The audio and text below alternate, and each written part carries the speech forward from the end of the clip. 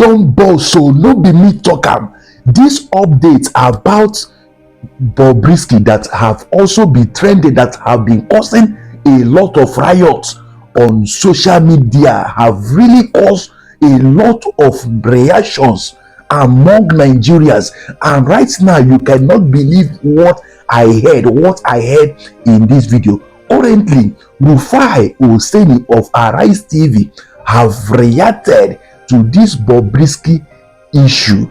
Seriously, if you come across this video, or if you are a Nigerian, please share this video, spread this so that Nigerians can see it. Currently, Rufai Oseni have sent a message to Very Dark Man, and you cannot believe what Rufai Oseni of Arise TV said in this video. Please, I will not say much. Please enjoy this video. I will be back to react on it. Thank you. The attention of the Economic and Financial Crimes Commission and the Ministry of Interior. Both agencies have ordered an immediate investigation into the allegations. The Post has also caught the attention of Falz, who on Wednesday demanded a 24-hour retraction from Very Dark Man for defamation after he claimed that Falz may have been complicit in the scandal and also questioned his sexual orientation. All right, of course, we know that Falz is the son of a senior advocate. He's already gone to social media to post his retraction demand from Very Dark Man. If I can read some of the excerpts of that letter. Let me pull that up. To set the record straight, our client never at any point initiated a conversation with Mrs. Idris or Mr. Idris Okuneye. Our client has documentary evidence that Mr. Idris was in fact the one who initiated a call. Specifically, on the 4th of May 2024, Mr. Idris, aka Bobrisky, contacted our client requesting a phone conversation with him. Our client obliged, having knowledge of the Naira abuse charges levied against him and genuinely believing he might require legal advice. Mr. Idris, aka Bobrisky, called shortly after, but instead of soliciting legal advice, stated that he was in distress and needed financial assistance of about 3 million naira, which he claimed he needed to pay some officials to be permitted to stay in the VIP section of the correctional center.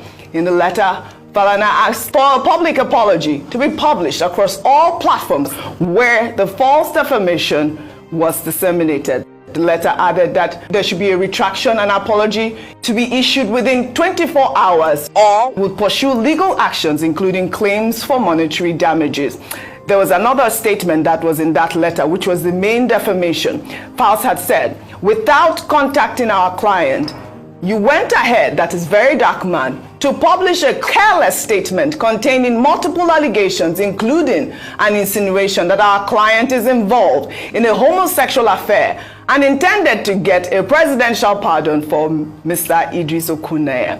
Very Dark Man, Very Dark Man, violent. He has actually responded, Ayo. I watched his post, I believe it was on YouTube, and he talked about the fact that, you know, he did not accuse Falz of anything, but you heard in that video, if you all heard that video clip, he did insinuate that Falz may have been homosexual. But I think the big story here is the accusation, really, of the EFCC officials and the Nigerian Correctional Facility. I would like to start with Dr. Abati, really, on this conversation. Okay, I mean, this is a very disturbing thing. Yeah. The first point we must admit is that all the parties involved have been saying, oh, I didn't say this, I didn't say that. First, social media interaction, electronic interaction, that's what we have seen.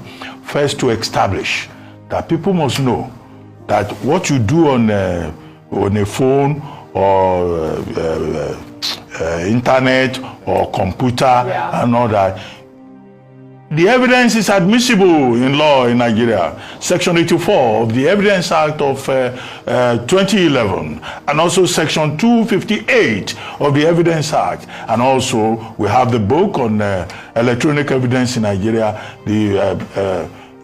One of the authorities that I know is that of Justice Alaba Ajileye. So nobody should say, oh, it's not my voice, it's this and that. The court can admit the evidence and investigate it. That's number one. Number two is that a very dark man, I think his name is Victor Esse. He has said, is it Martins? Martins Esse, whatever. That, he didn't say those things. He just asked a question that his Falz also. No, there's something in law called innuendo. Absolutely. If you just make any unnecessary innuendo that is defamatory per se, you can be called to question. And it is on the basis of that counsel to Falz, that's Mr. Falano Jr., Falana Falano, has said there should be a retraction. What he has said, through his lawyer, Deji Adeyanju, that, he didn't say so. Well, he will have, if Falana decides to go to court, he will have to go and defend himself. Yes. Number three, he also alleged that Femi Falana, SAN, was involved in this attempt to procure pardon. In terms of the implication for the justice administration system in Nigeria, that's a very serious matter. Yeah. In that same video, there was evidence, the allusion that Bobrisky, his name is Okuneye, Idris Okuneye, was said to have been sentenced to prison. First, that he procured the reduction of the charges. Yes. And second, that a certain godfather intervened, and instead of going to prison, they paid a certain controller general, and he stayed in a flat. These are very disturbing things about the justice system in Nigeria. But I've seen people who say anything is possible here. After all, we were in this country when a certain person, who shall remain nameless, was imprisoned, and his wife, he impregnated his wife from prison. And in fact, there was a naming ceremony while he was still in prison. Yeah. How did he get to a position where he impregnated his wife? Immaculate conception. Immaculate conception. This is where I want you to come in, Rufai, really quickly, because this is the bigger conversation. The fact that, our prison system, allegedly so porous. I mean, if you had seen some reports from FIJ, Fushayo Soyombo, he had posted different, there was a time he spent in jail.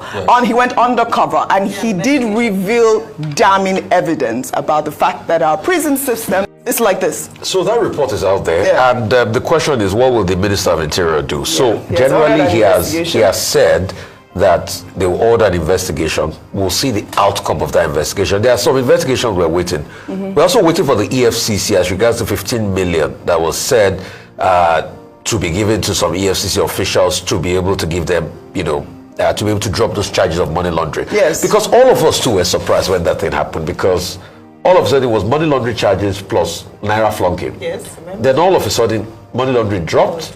Then it was just only Naira flunking before it went in for this. Then also, we will have to have investigations deeply, because we've heard a lot of complaints, especially as regards to prison service, what goes on there. In fact, we've had like 2 people bring letters officially that I have sent to the minister himself as regards the state of our prison and what is really going on there. So we'd like to get to the end of the matter. As regards the very dark man revelation, if Bobrisky is saying that he didn't say all those things, I think we also need to have a private investigation where we subject Bobrisky's voice to forensics. Yes, because there is so that AI. We can get so that we can get a full forensic outlook as regards what happened. And as regards Falz writing that letter saying they should retract, when you look at very dark man's expose, there were some things he needed to have been careful on. I think just playing the audio will have been adequate. A lot of mistakes were made in the analysis, where he went ahead to cast aspersion and say, oh, this person is defending this person, so they shouldn't go that way. Like Dr. Wati said, he left room for innuendos there. Because when you read Falz's rebuttal, he now gave a full context to the conversation, saying that they were even telling them that you don't need to pay for any pardon. No, not for any pardon, for the VIP section. The only conversation they had was a 3 million naira conversation. Whatever. So he gave some clarity as regards the context in that matter. But all of this too is not ending, because You know, all of this really started because of money. Yes. The person that released that audio to Very Dark Man was being owed money by Bobrisky. Yes. And the money has been paid. And Very Dark Man says he's not going to release the audio. Wait, has the money been paid? Yes, the money has been paid, 4 million naira. Yes. He showed the updates. In fact, Bobrisky was calling the person and was even willing to pay. So the money has been paid. I think to get to the nitty-gritty of this matter, because me, I love Wawulens. Very Dark Man said more names were mentioned in the part B of the audio. Very Dark Man, we beg you, with everything we owe, for the integrity and the safety and the love we have for this country, you must release that part 2 of that audio. We need it. We need it. Absolutely. We need to be able to hear more names. We need to be able to get to the end of this matter. Yes. Maybe in that part 2, we will know the godfather that procured the flat apartments. All right. Well, all right. That called the controller. Well, all right. Maybe we will also know other skeletal Indomie activities that went on in that place. On fire. So please, Very Dark Man, I know you get to the end of the matter. Except it's just for Wawulens. When the information comes out, what will happen? Investigation. That's what I'm saying. Usually, no. See, hold on. I take this matter now. No, I agree because with it's a you. state matter. I'm we going need to somewhere. get to the end of the it. reason I said that is because, like Dr. Basti cited, this is not the first time we have heard or seen or that we know that things untowards are happening in the prison service. Yes, that's the main point. Fisayo Shoyombo he went in at the risk of his life. What happened? What will just happen is it will be social media sensation for a few weeks. Well, I hope not. I'm just saying, what has happened in the past? I hope not. But because names have right. that's what I'm saying is that people will say, oh my goodness, did you hear? How many times have exposés been done and nothing has happened? But let me just say something.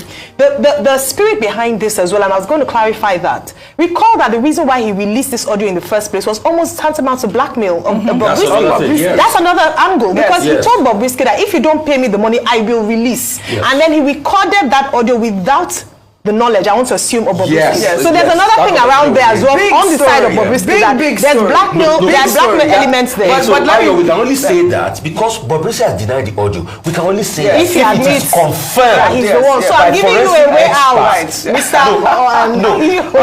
If it's confirmed by forensic expert that's actually Bobrisky's audio, then we will now go into privacy laws. Yes, exactly. Because that one too, we cannot, because people also do it in our country. You have conversation and they record your conversation. Okay, well, all right. Only a court of law can determine.